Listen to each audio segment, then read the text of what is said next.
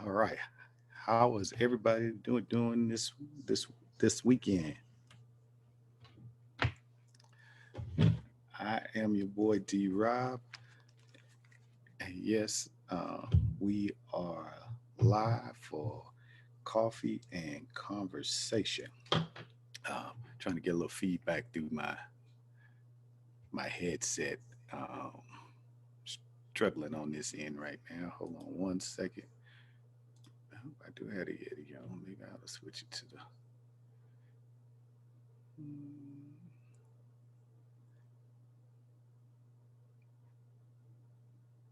Input B. There we go. Maybe that's gonna help me. Can you still hear me? All right. Well, I can't get any feedback. My monitors are not. I can see that my Zoom mic is picking me up, but I can't hear anything in return. So you may have to put your questions in the chat, and I can respond from there if there is any. Well, so how was everybody's week? Hello. What's some learning lessons this past week?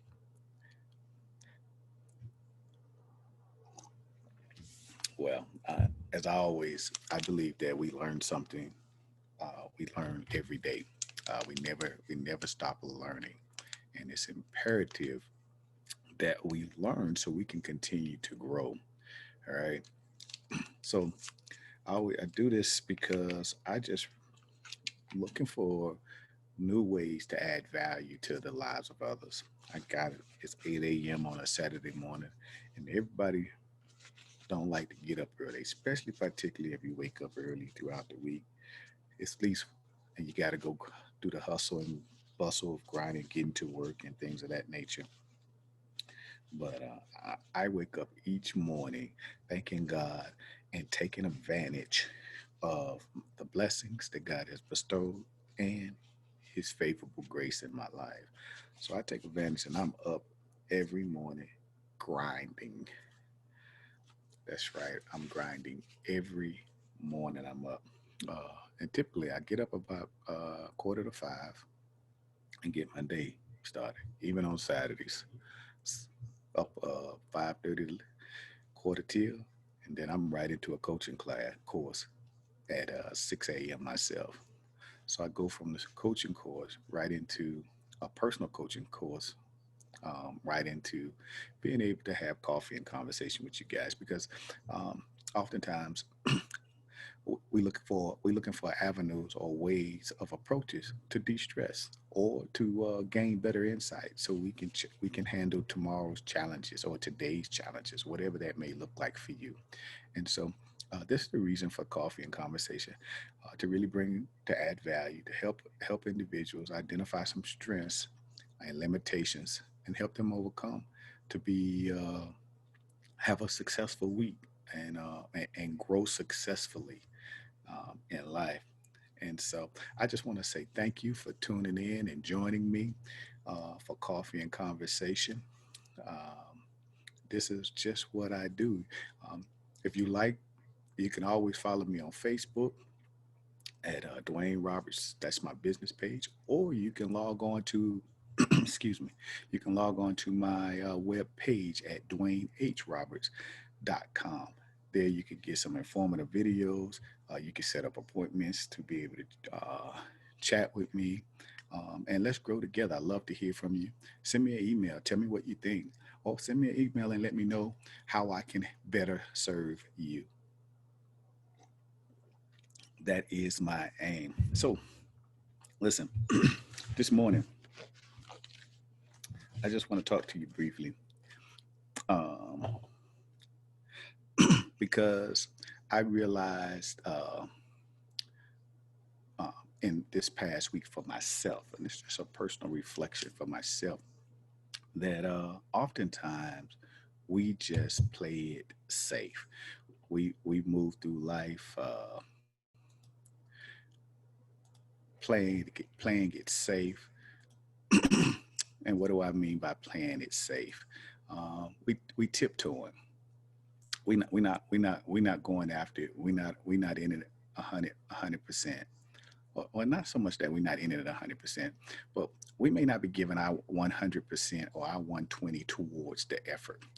Yeah, we working towards some things. We're trying to build and enhance some things, but we're not giving our 100, because if you were giving 100, the truth of the matter is you wouldn't be playing it safe. So why do we play it safe? You know, I think we play it safe because oftentimes we don't want to offend others, or sometimes we play it safe because we may not want others to know what we're thinking. We don't want to share that private moment of embarrassment or shame. At least that's how we accept. That's how we view it, right? We play it safe because we don't think everybody likes our great ideas. you know, um, we play it safe because we're uncomfortable with exposing ourselves. We play it safe because we don't think that we really have anything to truly say. And I want to encourage you and challenge you today to stop playing it safe. See, for way too long, I had been just playing it safe. I would get around my peers. We would have great conversations. We would sit around the round table. We would come together to bring, build upon great ideas to help organizations thrive, different organizations thrive. Um, yeah, I gave my input, I always gave my insight. However, oftentimes I might have been a little reluctant to say what I really wanted to say because I was playing it safe. You know, I realized recently here that I was around a pastor friend of mine, and for some of you who may not know, I am too pastor and minister, and so well, minister of the word I like to say, an associate pastor of a local church in Florida. And so, trying to get my thoughts here.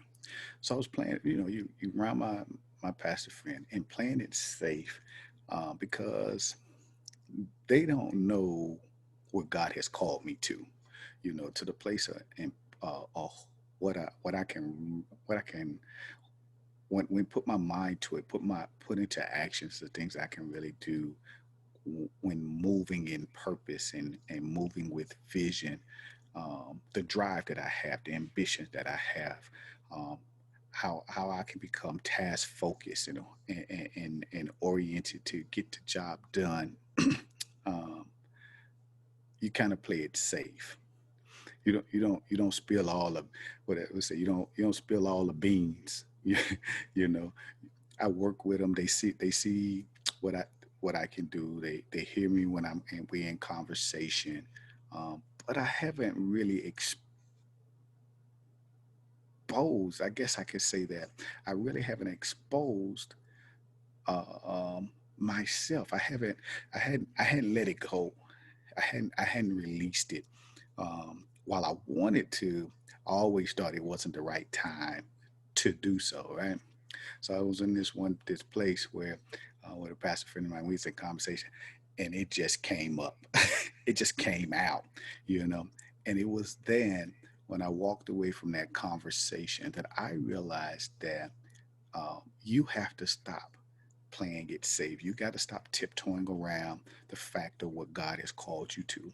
You have to stop tiptoeing around the things that you're passionate about in life. Um, and you have to draw to those things with essence, with fervency, with fire, with zeal, and go and do those things that's in your heart, right? So, why are you playing it safe? Why do you play it safe? Is my question. I know the reason why I was doing it, but what's some of your reasons? Think about that. Why are we playing it safe? You know, see, and when you're done playing this safe, you realize that you have purpose for life. You realize that there's something more that you need to do, that you want to be doing in life. and you just want to get out of that comfort zone. Anybody just want to get out of the comfort zone? This is what I realized. I realized a couple things about success, and I'm going to tip on some of those things. But the first thing I realized about success is that everybody wants it, but nobody's willing to do what it takes to obtain it. You see the plaque over my, what's that? My right shoulder, left shoulder. But for you, might be my right. That one. Yeah, that's it. Listen, it reads, I will do today.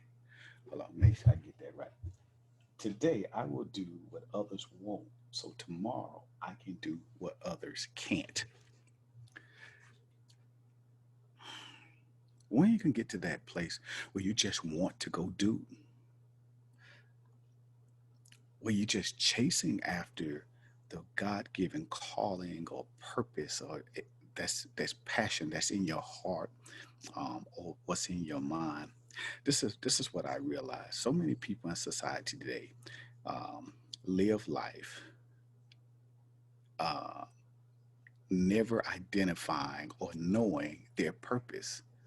So many people, they live life not knowing their purpose. Some of you may have heard me say this before. We're just living life dead. We're dead in society. We're not chasing after anything. We're not going or moving towards the things that we so desire. We're too fearful to speak up in uncomfortable situations. Um, we're too worried about what others think of us. We don't. Matter of fact, before we can even think about what others think of us, we're too hard on ourselves to think that we're inadequate or we don't add up to the place where we want to be. And the truth of the matter is, if you didn't add up, you wouldn't be there in the first place. So some of you are in high executive positions. Some of you are in mid management positions. Some of you are growing early in life and leveling up, and you don't feel like you belong. I'm here to tell you, if you're somewhere and you feel like that, that's because you do belong. And the truth of the matter is you have to open your eyes to the possibility thinking of who you are and what you can be. And that comes by identifying your purpose. Man, yep, that comes through identifying your purpose. Um, I got a couple questions I want to ask. What is the dream that's tugging at your heart right now? What's the dream? What's that passion? What's burning you that's tugging at your heart right this minute? What's the thing that's causing you to toss and turn throughout the night? What's the thing that you continuously think about and just can't seem to get away from thought? Man, that's generating your purpose. What is the one thing that you'll commit to even if you knew you could not fail? What would you commit to if you knew you couldn't fail to it? You wouldn't fail. What's that thing? You know, whatever that may look like for you, I want to share with you. Whatever that thing is in your heart that's burning you, that's driving you. And if you would just go after it and do it, the truth is you wouldn't fail. That's your purpose. Um, what is the one thing you really want to do in life? What's the thing that's moving you? What are you waking up for every morning and you see yourself simply doing? You see yourself doing it. What's that one thing? That's your purpose. Hold on. It gets better. What is what's the answer in the back of your mind when somebody asks you the question, what is it you want to do? What's the first thing that you thought of when I rose this question arose just now? What is it you want to do? What's the first thought that came to mind? The first thing that came to mind that penetrated your heart. What's that first thing? Hold on. Let me ask you this question. How many people have you even shared that thought with? You've been too reluctant to share that thought because you're too worried about what people think, or you're too worried about thinking that you're inadequate, or you don't think you can do it, or you think it's too much, it's going to be too inconveniencing, or it's going to take too much time to produce. These are the things you think about. But what's that one thought that's in the back of your head you're thinking about that you have yet to share it with others? Listen, if you can identify a thought, and you heard me ask these questions, and a thought came to mind about what it is that you're passionate about, the thing that drives your heart, and you have not shared that thought with others. Can I help you out? You playing it safe. Yeah, you playing it safe. See, it's hard to share with people some things that you so desire to go after because everybody looking at you crazy. Can I be real? I'll be 50 this year. And the truth is, it's my desire to speak, to motivate, to inspire other young men, women, people who find themselves stuck in society and can't figure out how to get through, how to get through life challenges. And so my dream and my desire, and the one thing I see is me being the number one motivational speaker in the world. That's what I see. But I'll never get there if I never step out and start doing the things that will lead me there. If I don't get surround myself around like-minded people who are challenging themselves and pushing themselves, uh, and not playing it safe. How many of us playing it safe? We playing it safe. Listen, share today your vision, your dream, your passion. Stop playing it safe. See, I encourage you this, and this is what I realized. Uh,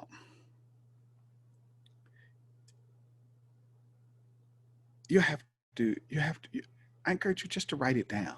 Whatever that thought is in the back of your head, just simply write it down. Grab your favorite pen, grab your favorite notepad, or take your cell phone, your iPad, your computer. Just write it down. Whatever that is that you want to do, whatever that is you're passionate about, the one thing that you're willing to do, and you know you won't fail doing it, the one thing that brings apprehension to your thought or your actions, the one thing that's causing you to play it safe, whatever that is, it may be multiple things. Write them down. I encourage you to write them down. See, I believe that when you begin to write things down, you begin to give your mind an opportunity to process. See, we harbor all these thoughts in our head, and the truth of the matter is, all day long, we go through ups and downs. We go through gains and losses.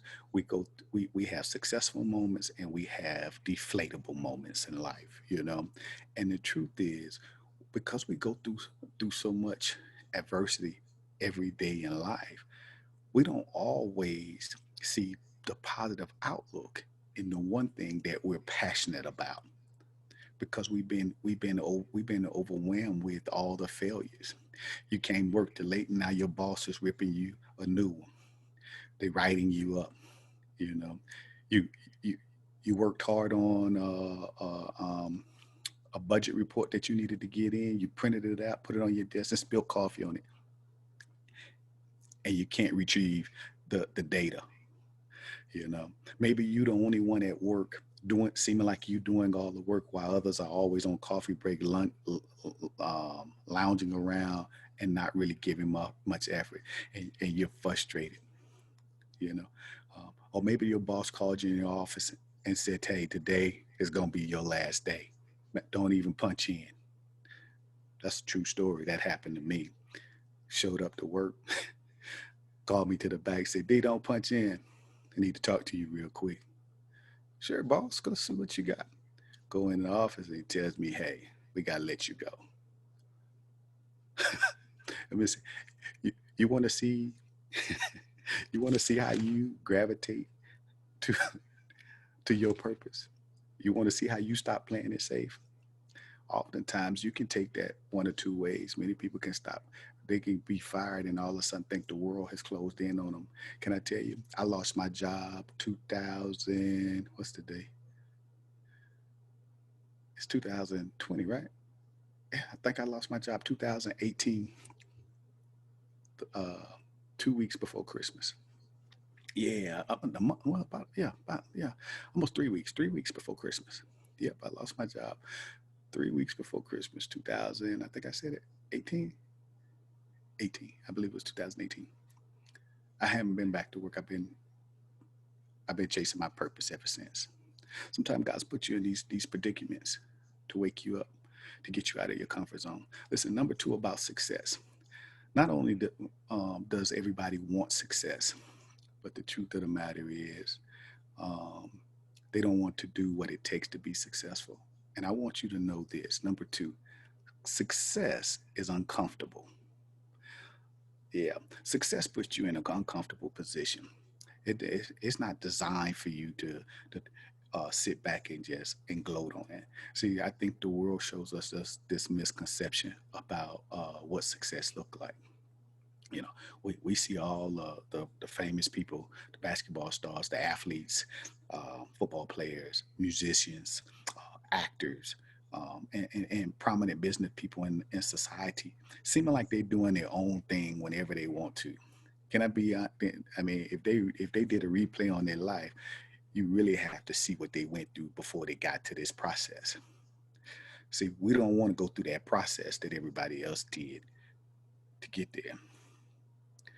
I think I, if I'm not mistaken, I heard both LeBron James and what's the little light skinned bruh be chopping all the threes. Uh, what's his name?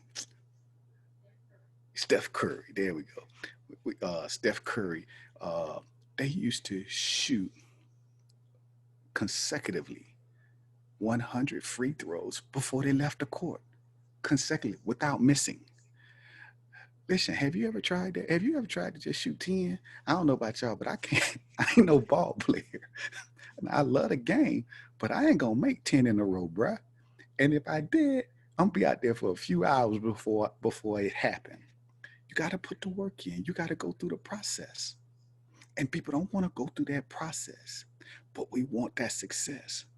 And even when you get to that level of success, it's important to note that success is uncomfortable. See, why do I say success is uncomfortable? See, you watch them as they relax on the beaches and all these nice resorts and things like that. But there's a demand that's being called from them. People asking for money, people asking for their time, pe- people want them to do and give. And needless to say, they got their own, they running their own businesses. They still got to go to practice. They got to take care of their family, and they got to still make mama happy. You know who mommy is, right? Everybody got to yeah, we got to make the wife happy, right? And so success is uncomfortable. It's not an easy place to be, you know. But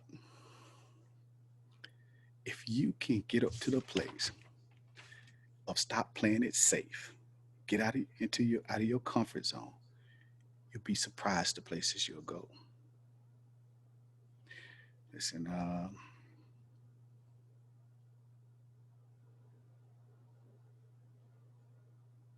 so I want you to first start doing it is writing down your um, that thing that you're passionate about. Whatever that project is that you want to start, write it down. Whatever that dream is you can see for yourself, write it down. Uh, write down whatever is in your heart. Listen, I'm about to close out with this, um, and that is um, three strategies for success. One is being able to have the vision, draw to the vision, allow your mind and heart to really capture what it is that you so desire to do, how you want to make a difference, however that may look for yourself. Write it down. Two, I want you to begin to plan. Write down two or three objectives that you can begin to do immediately, whatever that may look like. Just write two or three things down. that you can begin to do immediately, and to bring forth change.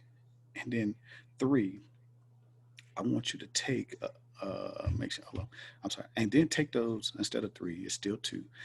And after you get those two or three objectives, I want you to think of two or three strategic ways you can make this happen. How can you bring two or three things you can do per objective? So, um, for instance, you want to be a speaker, right? Not only you want to be a speaker, maybe you want to be a mentor. How does that? That's two things. That's two objectives that you have for yourself. And then I want you to write two strategies per objective. What's two things that can help you become a better speaker or move you towards being a speaker?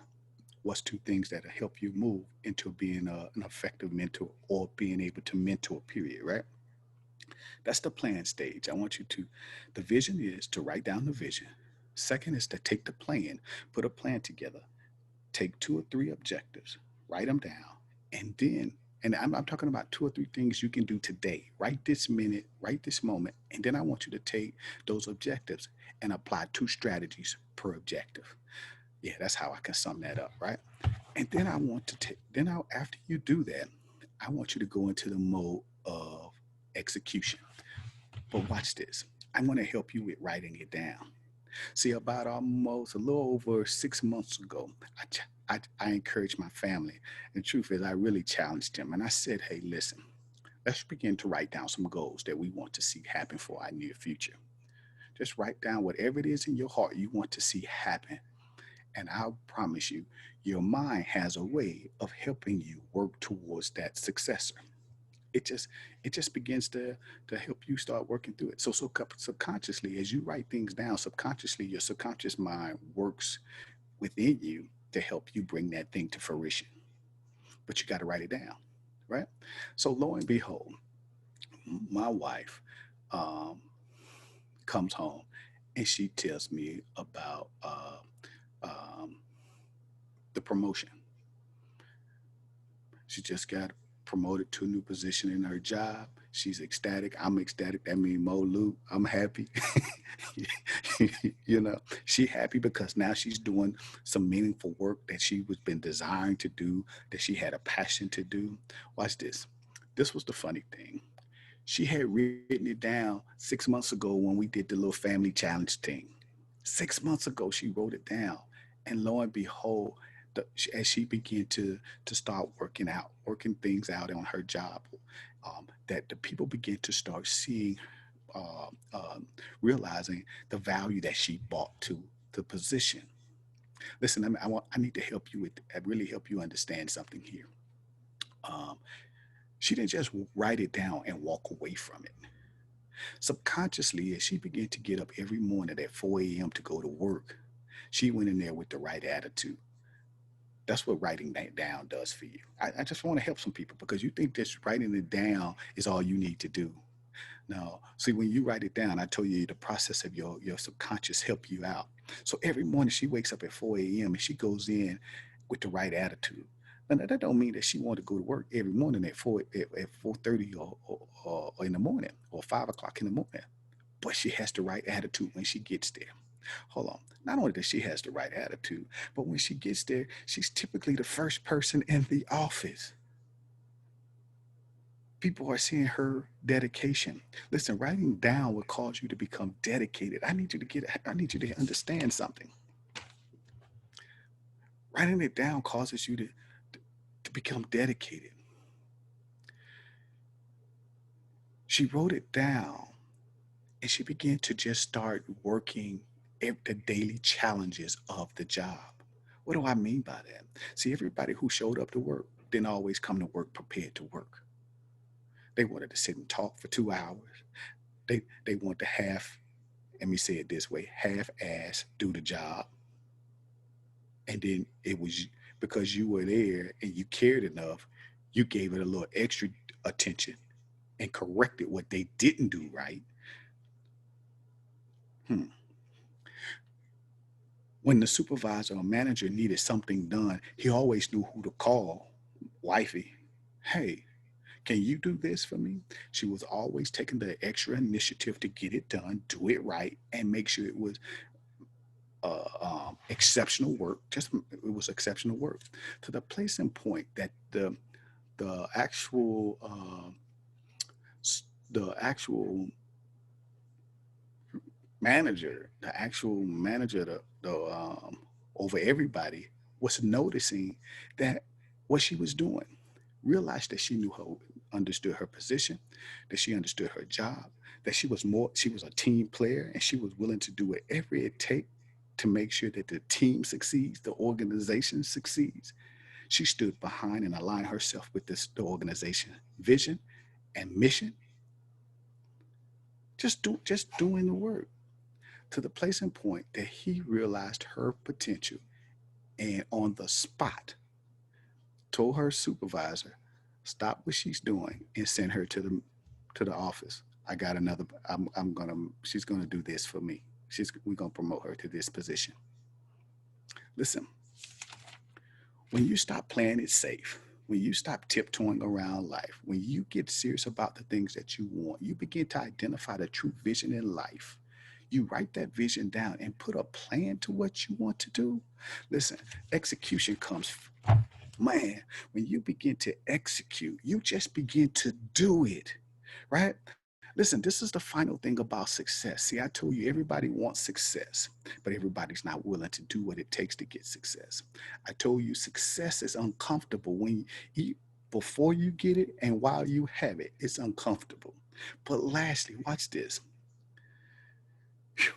The key to success, ready?